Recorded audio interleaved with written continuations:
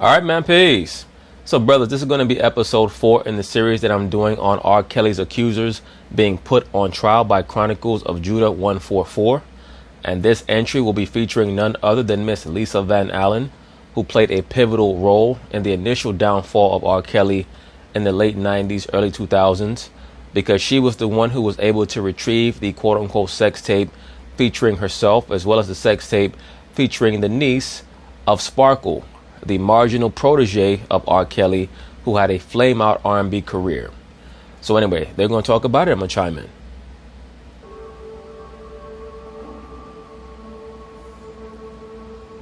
My name is Lisa Van Allen. I was 17 years old when I met Rob. A friend of mine, his girlfriend, was going to a video shoot. She was an aspiring singer, and he didn't want her to go by herself, so he asked me if I could go with her to the video shoot. It was for Home Alone with him and Keith Murray. Everyone was dancing. It was pretty upbeat. At some point, I guess he saw me, and he had his cousin come over to me and say, "Rob wants to talk to you." You know, I was kind of surprised when I actually ended up meeting him, because I just thought I'd be the last one he would try to talk to, because I was probably the youngest one there.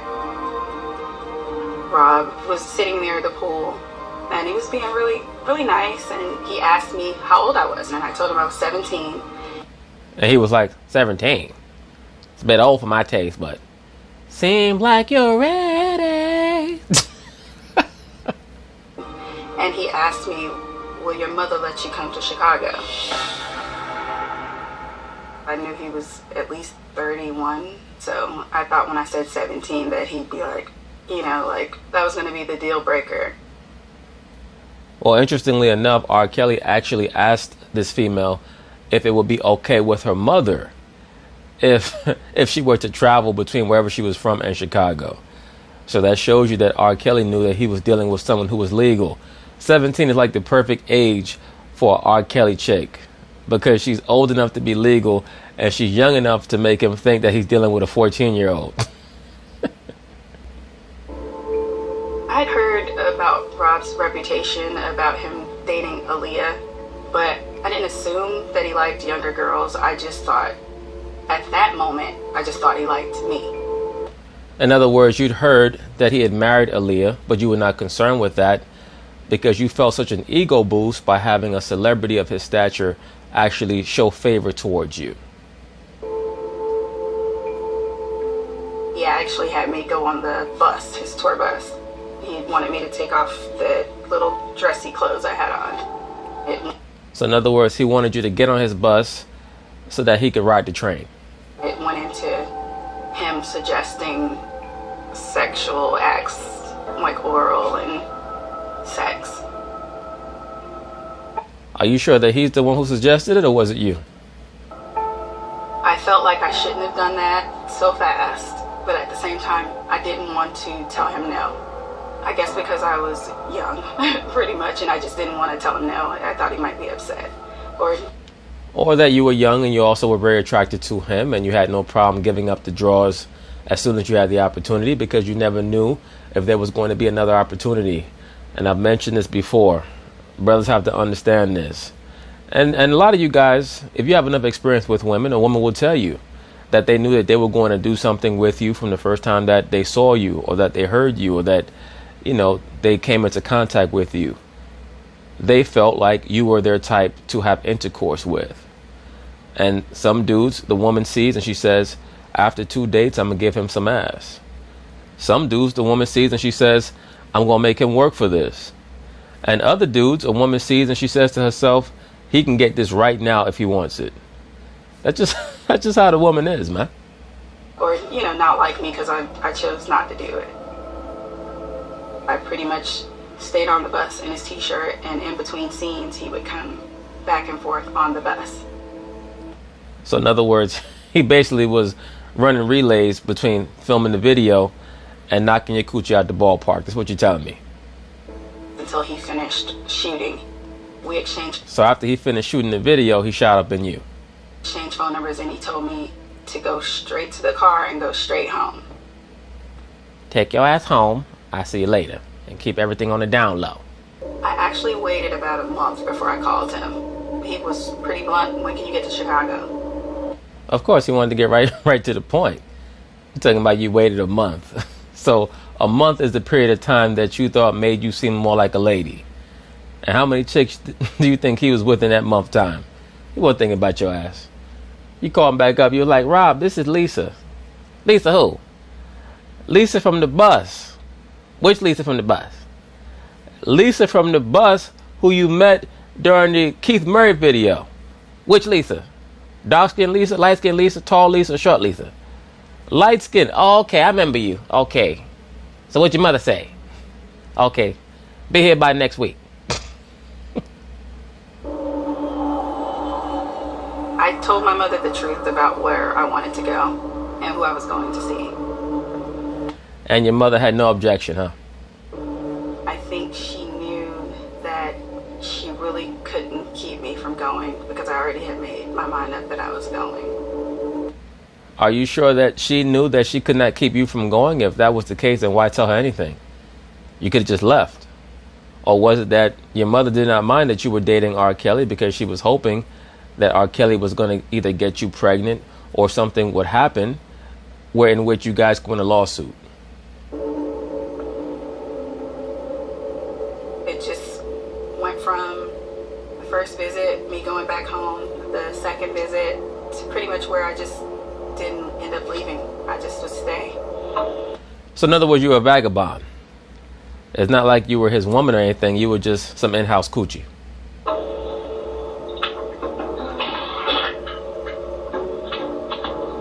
In the beginning, sex happened at the studio a lot. In the studio, he had bedrooms, so you didn't really have to go anywhere. Yeah, Rob ain't got time for all that. The hell you trying to go to the bedroom for? He trying to get this lick finished. He trying to finish up the production on the next album, Chocolate Factory Part 4, whatever the hell he was recording. He ain't got time to be going to a bedroom with your ass. Just have a mattress right there, right in the recording studio. You know, he added a couple of sounds to his latest track, and then he added a couple of skeets to you and move along. It was pretty exciting for a young girl. And that's what you were about at the time. You were about excitement. Brothers, remember, and I probably brought this up in the past, there was a singer back in the 80s named Cyndi Lauper. She had a huge hit called Girls Just Want to Have Fun. That was a confession that many men should have listened to very closely. That was not just a pop song. That was some insight into the mind of the woman. A lot of you young brothers out there, 17, 18, 16, 19 years old, you're with a female right now, and maybe you're head over heels or what have you. There's a 99.999% chance that that relationship is not going to last very long. That's why it's important that you understand what your priorities are supposed to be. Okay? To the woman, life is like an amusement park. She gets on a series of rides, and when she gets bored, she tries to find a ride to settle down on when she understands that she no longer has enough money to get on all the other rides in the park anymore. That's how the woman operates. She moves according to her options. And when she gets bored with the park, she tries to find the ride that's the most entertaining, and hopefully there's still room for her on it. I felt special. I actually thought that I was his girlfriend, you know. Well, what were you missing at home that you felt like you were special because R. Kelly was having sex with you? You obviously had no respect for your mother, and it's very clear that there was no father in your life, and maybe that's why you were so attracted to R. Kelly in the first place. A man that age who also had that level of appeal probably satisfied you on a multitude of levels, not only as a consort or a husband figure, but also as a father figure. You know, I was living up there at that point. We were together all the time. You know, I had no reason to question that we weren't. Life in the studio was kind of boring for the most part. Had your ass living in the studio. Right by the drums. That's where your house was. You really couldn't have much interaction other than, I couldn't have much interaction with anyone other than Robert. At that time, I didn't know what a runner was. But later on, I realized it was just, you know, the people that work at the studio, and they pretty much like run errands. My mom would call the studio the runners would actually let Robert know that I had a phone call, and then he would let them know to transfer the call to me. I do know that there were times where when she would get through and she'd be upset and saying she couldn't contact me and things like that. So it very well could have been times where she was calling and they weren't allowed to put me through. Probably because Rob was sitting there at the time she was calling. Rob like, tell him I'll call back later. Right now I'm trying to get my freak on. Pretty early on, he kind of introduced you to everything that he was into. It was instructed to call him daddy during sex, but it went from that to pretty much all the time he'd be daddy. Right, because that was part of his programming. The first time Robert had... And when I say his programming, I'm talking about how he programmed his subjects. Once you get the subjects to acknowledge that you're a father figure, that means that they must be obedient. They must be obedient. Had me do sexual acts with him and another female. He actually told me it was going to be his first time and he wanted to do it with me. He would say things like, well, you know, if you love me, you won't try to change me. You know, if you love me, you'll accept me how I am. You know, if you love me, you'll do these things for me. So those would be the little pep talks he would give me. Yeah, well, that's partially true. Once again, I have not seen anything here that seems to indicate that R. Kelly was trying to compel females to do things that they did not have the option to say no to. He told them, I want to be called daddy. If you decide that you don't want to call me daddy, there's the door. When you come to my house and you want to use the bathroom, you have to tell me that you're going to the bathroom. Why is that? And, you know, so many people made a huge deal about this. R. Kelly is a global superstar.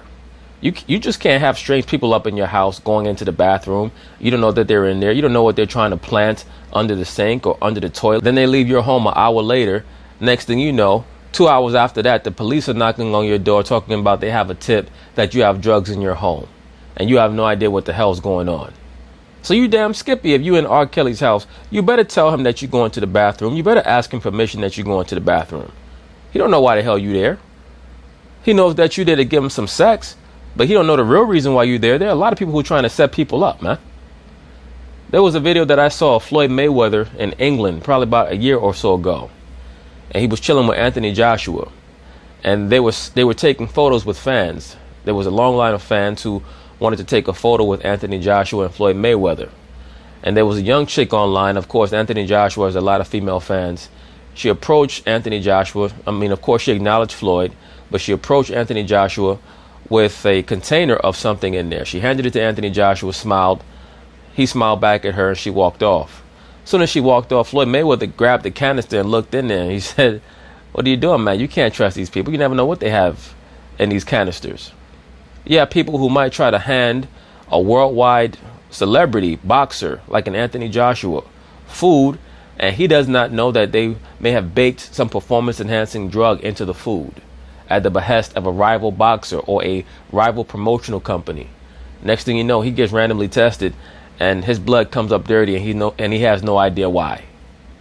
So these are some of the things that Mayweather was trying to inform him about, and that's the mentality that celebrities have to have. Robert would film our sex acts sometimes. He would never ask me if it was okay to be filmed, but he never hit the camera or anything like that. Because he already had you understanding that that's how the protocol was going to go. Once we did the threesome, it became more frequent. Then he started introducing me to other young women. Those were all his concubines, his maenads per se. The time that sticks out the most in my head, we had went to an awards show and I had a great day. It had me buy this pretty gown. It was just me and him. It made me feel special. When we got back to the house,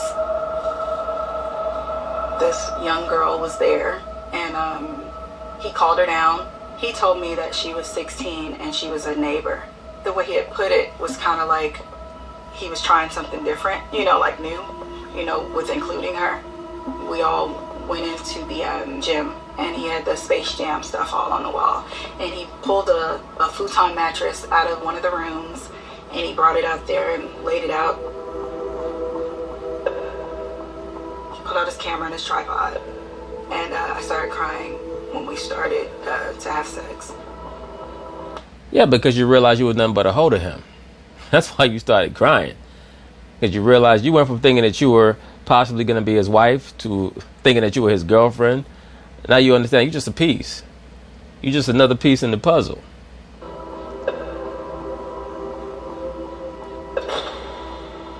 I didn't want to do it. And he got upset, and he was like, what am I going to do with this? He's like, I can't watch this with you on here crying. He didn't care that I was crying. He was upset because he couldn't watch it. Because of course, he's mad as hell. He wanted to film something freaky so he could bust a nut later on. He's like, how am I going to get turned on and you here crying? How am I going to bust my nut? Because I was crying. He's coaching us through the whole thing. He's telling me, Lily, lay down. He's having us perform oral on each other. He starts to have intercourse with both of us. She seemed to be like know how things went without him really telling her much of anything. Yeah, because she was well trained by that time. He was more instructing me, you know, and I kind of felt like they'd been there before doing this. And once yeah, that's why you were so upset. Everything's done, she gets up and goes into the bathroom, and she stays there until we're gone. But that... Damn, R. Kelly just got chicks just stashed away. Motherfucker go in the kitchen and open the refrigerator. There's a chick in there waiting for him to take her out. She said, Daddy, is it my turn yet? No, stay your ass in the refrigerator. But that wasn't the only place that we had sex with the young girl. We did also in one of his trailers for one of his video shoots. So wait a minute. You were so traumatized that you started crying the first time that the young girl made her appearance. But now you go on to say that you repeatedly had sex with R. Kelly and a young girl. So either you're lying about being traumatized the first time, or you quickly got over your traumatization and you adapted and you acclimated yourself to having sex with the young girl later on down the line. The other time was in the Colorado room, which is the wood room in the basement. He did tape us there as well. Oh, he taped you there as well. So you mean to tell me that you had no knowledge of the fact that that girl, I'm sure she appeared to be younger than you, may have been illegal, or she may have fallen under the concept of statutory rape? You had no comprehension of that whatsoever, or maybe you just didn't care because you were so caught up in your jealousy at the moment and what you had to do to get your mind right to keep the relationship going. It took a while for me to get to that point where I really realized it wasn't just me that was young that he liked. It wasn't a mistake with Aaliyah. It took a while for me to just really think to myself and figure out, you know what, this man really has a problem. Like, it's bigger than me and Aaliyah. It's a problem. In other words, when you realized that he actually liked other 17-year-old girls or 16-year-old girls than you, that's when it became a problem. But when it was just you, it wasn't a problem. Well, I have news for you. If you murder just one person, then you're a murderer. Of course, if you murder 100 people, then it's even worse. But you're just more of a murderer. If he were to sleep with a young female and you thought it was a problem, then you should have thought that it was a problem when he wanted you.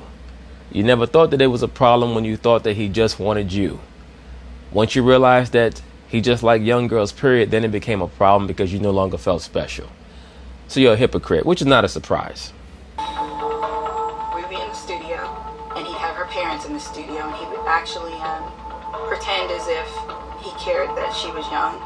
It surprised me because I knew that he was having sex with her, but he would put up this front for her parents. He knows that he's sleeping with this young girl. Him and I both were actually having sex with her. So in other words, you acknowledge that you know that the young girl in question was younger than legal age, because you yourself testified to the notion or to the understanding that R. Kelly was putting up an act with her parents to try to emanate some type of energy that he was a custodial guardian in some way. And instead of you saying to yourself, what we're doing is wrong, you went along with it because you were part of the charade. So that makes you just as culpable as R. Kelly, doesn't it?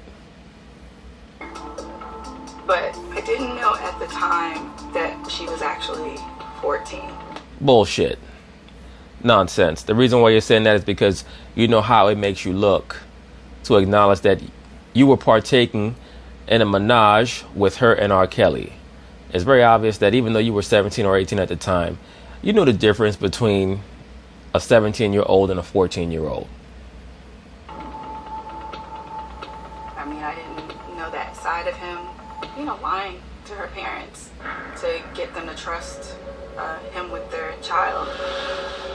2 years later, we were headed to one of his video shoots, and he actually had other females that he was cool with or have a sexual relationship with. The only time he would want you to communicate with them would be during the sexual act.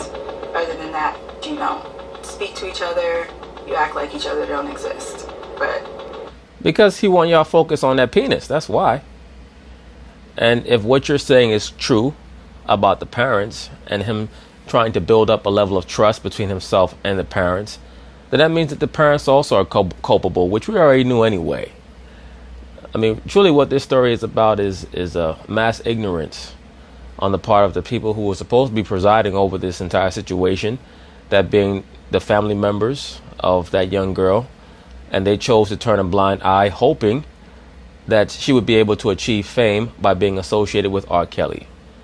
Because no matter how much of an act he was putting forth, I'm sure that they could sense that something was going on.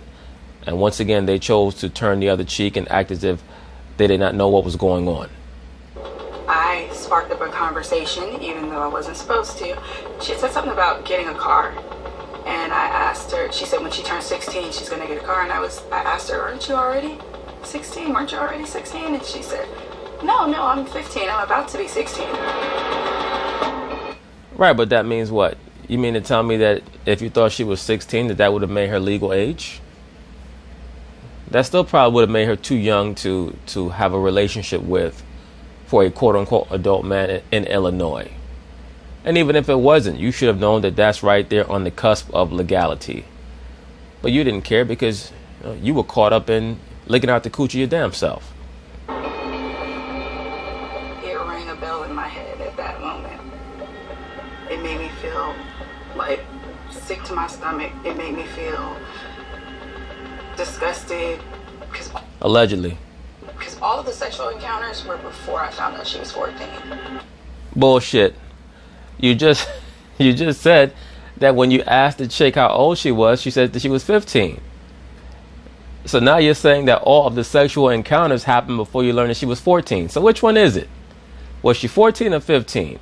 According to your story, you claim that you asked her about her driving, and she said that she's not 16 yet, that she's 15.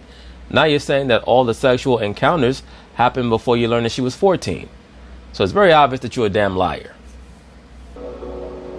When I figured out that I had had sex with a 14-year-old, it made me think. Well, you claim that she was 15, so we don't quite know if she was 14 or 15. Your story keeps changing. Made me feel betrayed and told me she was 16, which would have been close to my age. Right, but would it have made it legal? That's the question. And it also made me question his motives. I mean, the fact that he lied about her age to me told me that he obviously knew that wasn't okay for her to be younger. It made me feel like sick to my stomach. It made me feel disgusted. I mean, my daughter is older than she is now. So let me ask you a question. If she was 16 instead of 14 or 15, that would have made it better to you? We didn't have sex with her anymore after Allegedly. I found out that she was that much younger. We had sex in his home twice. I didn't see his wife at the house, but there was... Of course you didn't see her in the house. The bro was in a bedroom. She was on punishment. She wasn't allowed to leave unless she asked R. Kelly permission. A situation between me, him, and the younger woman, where he did tell me that his wife was upstairs when we were in the, I call it the Colorado room, the one with all the wood where the infamous sex tape was filmed. That room when we were down there, one time he did tell me that she was upstairs. Yeah, she told you that she was upstairs, and he was trying to figure out how he can get a four-way going. He's like, that damn Andrea got a stick up her ass. Don't want to join in. I told her, take that stick out your ass, let me put something else up in there. But, you know, she's a prude. Glad I got you girls here with me. When we first started having sex, Rob was behind the camera, and he pretty much would talk us through the motions. He would never ask me if it was okay to be filmed, but he never hid the camera or anything like that. He would just pull out his tripod and his camera, and he had the whole thing, the lighting. He'd set it up, and he liked to have control of the situation because he would tell you what to do anyways when you were having sex. When he would put the camera up, he'd just say, make sure you're sitting properly for the camera, you know, for whatever angle. And when he'd be done filming, he'd just put it in his bag. Kelly, the frustrated porn director.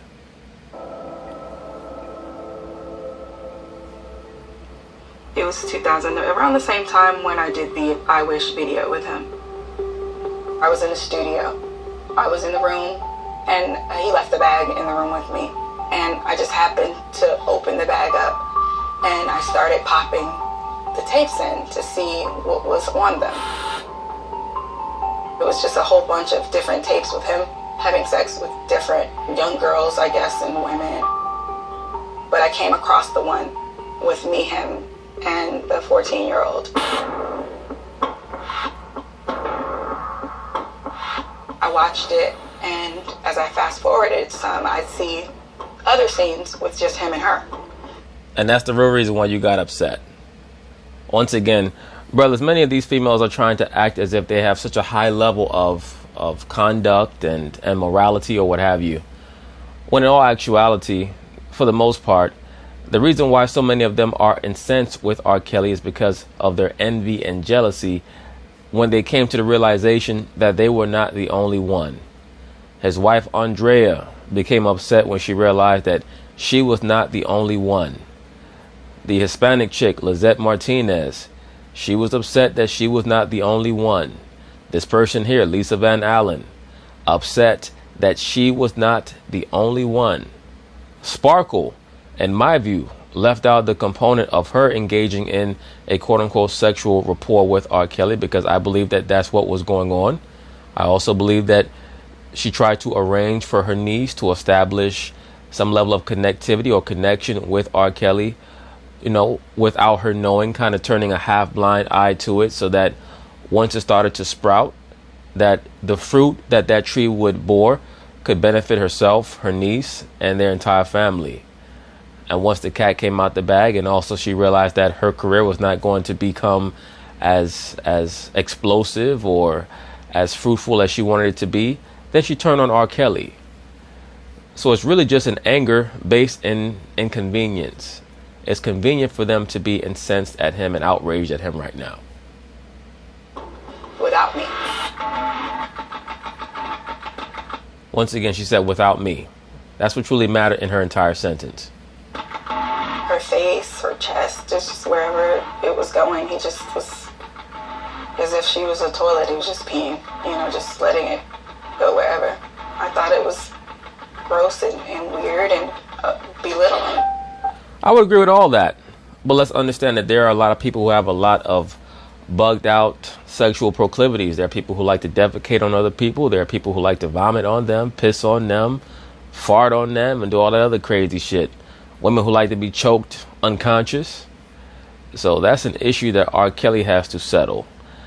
If the girl wanted to agree to that, and I'm sure that she's not the only one, then that's what she did. Once again, where were the parents?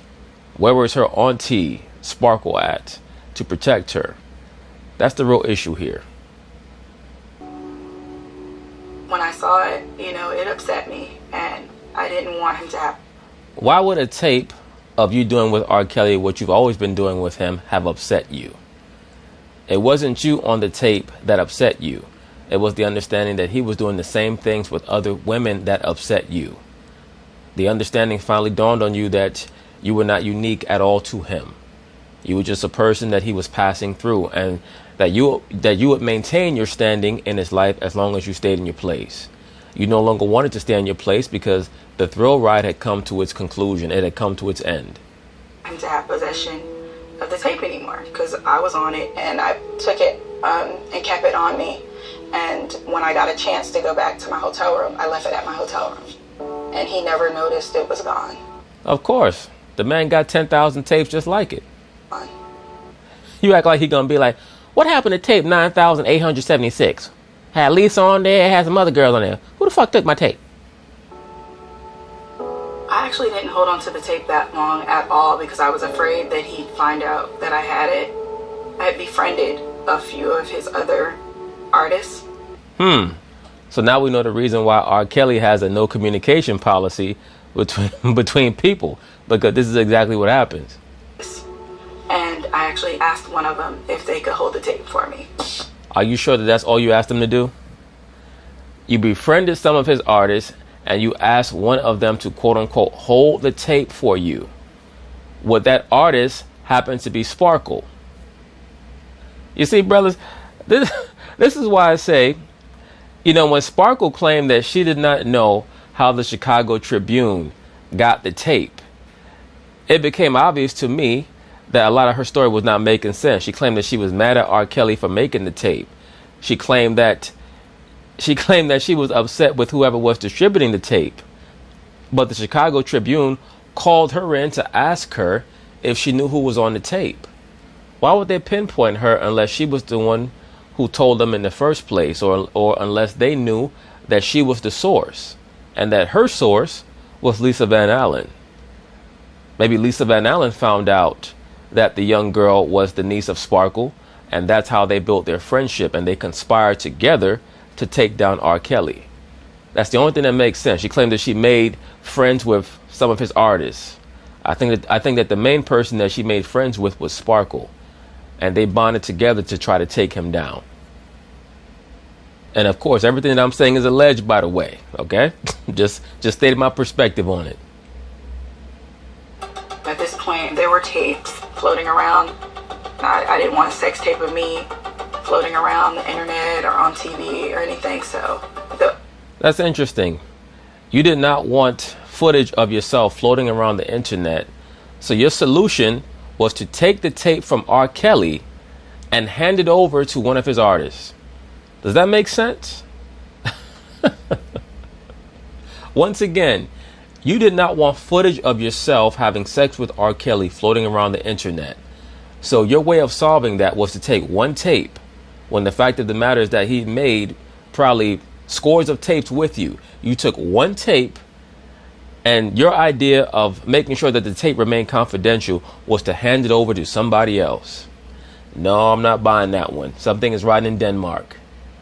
I believe that you spoke with Sparkle and you guys conspired. And the plan was, if you had the opportunity to locate one of the tapes that had footage of you having sex with both R. Kelly and Sparkle's niece, to take that tape and get it over to Sparkle. That was the plan. The only thing I could think of doing at that point would be to see if Rob could figure out a way to get the tape back. AKA, that was your extortion plot.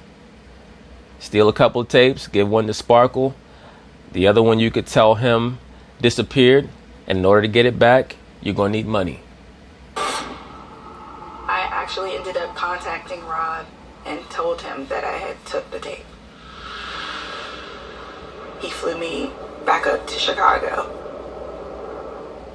I told him that they probably wouldn't just give it back to me, that they probably need something or whatever to get it back. They wouldn't just give it back to you. They would need something to get it back. Wait a minute. I thought that you said you gave it to one of his artists. If you gave it to one of his artists, why would they not just give it back to you? All you'd have to do is tell them, look, The tape that I gave you that had me and Rob on there, I need it back. I gave it to you for safekeeping because remember, you gave it to them because you did not want the footage to end up on the internet, right? Supposedly. Now you're telling R. Kelly that you need him to give you a certain sum of cash to get the tape back. Knock it off. You're running an extortion plot.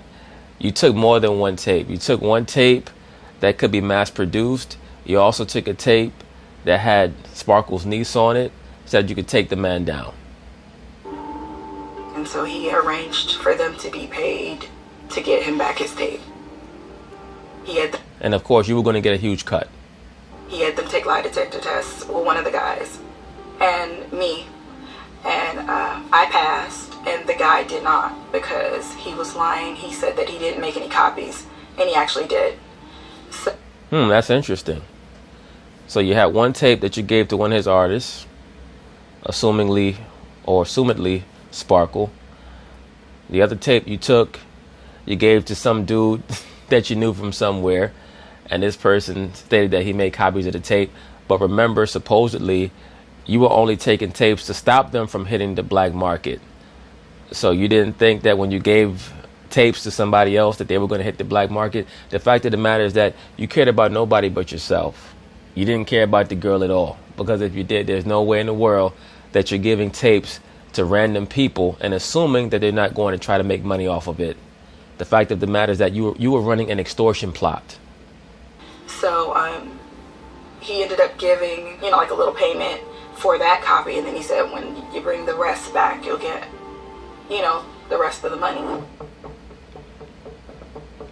Rob said $250,000 was what it was going to be. He actually gave the money to his accountant.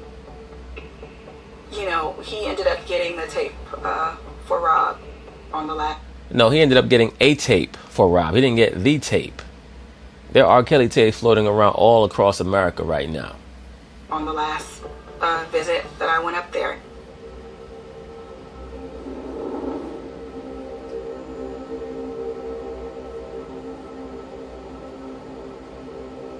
I just didn't know that it was a point in time. You didn't know what? Get the fuck out of here with this bullshit.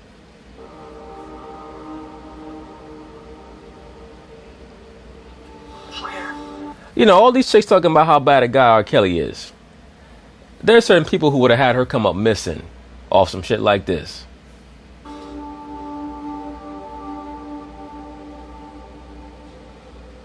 Where they were talking. Oh, knock it off with the fake ass tears. Just spit it out already. I'm sure you used to spitting stuff out. When they were talking about killing me. You damn skip it. They were contemplating it. She said they're talking about killing you. No shit.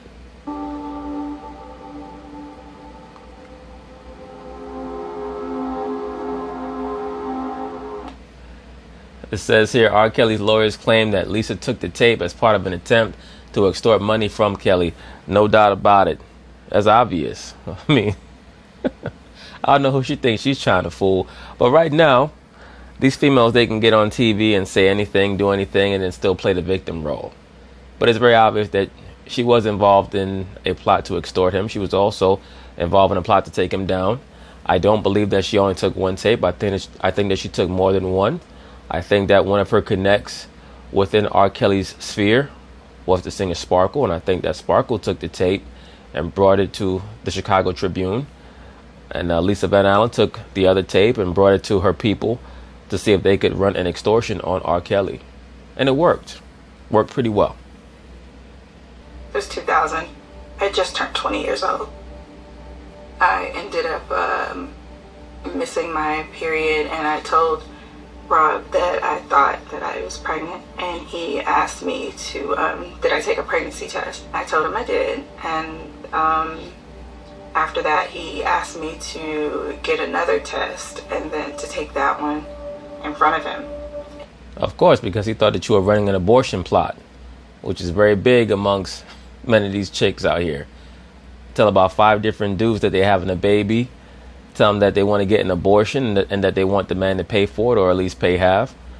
and they get the money from about 5 different dudes. So R. Kelly is a relatively smart dude. Some of the things that he does clearly go overboard, and there is an MK Ultra or mind control bent to much of what he does. There's no doubt about it that he's a fractured human being, but he's also relatively sharp, and they're trying to demonize him for being sharp and wary of many of the plots that these females are trying to hatch. His issue is that he's not wary enough. And I did that, and it came up positive, and he asked me what did I want to do, and I told him to get an abortion. He contacted his assistant, and a week later we went to Planned Parenthood, and I had my abortion. It kind of was like the only option to me because I didn't really want to have a kid by him. I was concerned with if it would. Yeah, you preferred to have a kid by somebody else so you could make a baby daddy. You damn sure were not concerned about having a stable family or anything of that nature, because I don't think that you're built to be a mother of a stable family anyway. Too much mileage, too many problems. If it would be a girl, what I would have to deal with. So I knew she would get older at some point. There were things that I just had to think about in my mind. You know, okay, he did this with someone else's child. I mean, what would keep him from doing that to mine? Well, that's understandable. I can't blame you for thinking like that. Did you ever meet his wife? There were times where she'd be checking into the same hotel as me at the same time. She might be with his publicist, and I'd be with his assistant. In other words, she never saw you because you was trapped in the closet. Oh, boy. These bros are so funny.